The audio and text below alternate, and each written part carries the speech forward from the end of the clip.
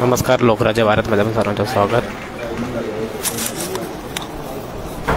1,59,26,00,000 किमतीचा 1 किलो 209 ग्राम वजनाचा MD अंमली पदार्थ ठाणे आयुक्तालयाच्या कार्यक्षेत्रात पकडण्यात आलं। त्याबाबतीत अधिक माहिती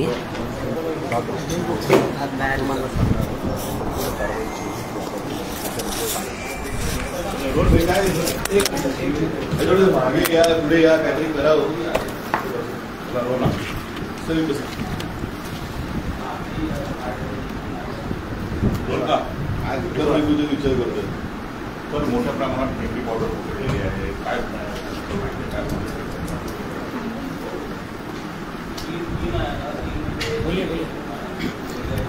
गुन्हे शाखा घटक 1च्या अधिकारी आणि टीमला माहिती मिळाली होती की एक इसम हा ठाणा परिसरामध्ये मेफेड्रॉन MD हा अंमली पदार्थ विक्रीसाठी येणार आहे। त्या अनुषंगानं गुन्हे शाखा घटक 1चे पोलीस निरीक्षक सचिन गायकवाड, API अमित यादव, PSI शिरसाट आणि त्यांच्या टीमने ACP शेखर बागडे यांच्या पर्यवेक्षणामध्ये सापळा कारवाई आयोजित केली।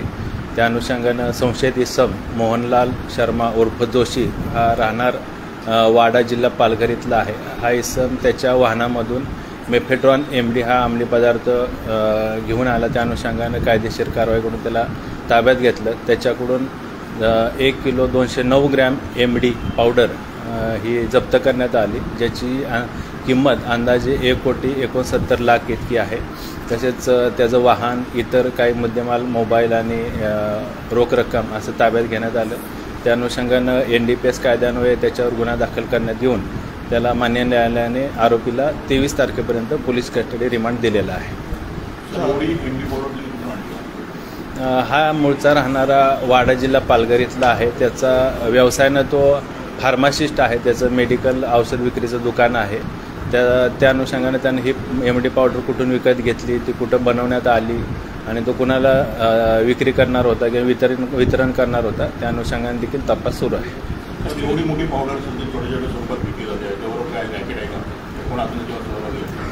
याच्यामध्ये अंमली पदार्थ विक्रीचं रॅकेट किंवा एक सिंडिकेट असण्याची शक्यता नाकारता येत नाही। त्या अनुषंगाने या व्यवस्थेमध्ये किंवा NDPS अंमली पदार्थ वितरणामध्ये कोण कोण सामील आहेत किंवा कोण सहभागी आहेत, त्या अनुषंगाने देखील तपास सुरू आहे।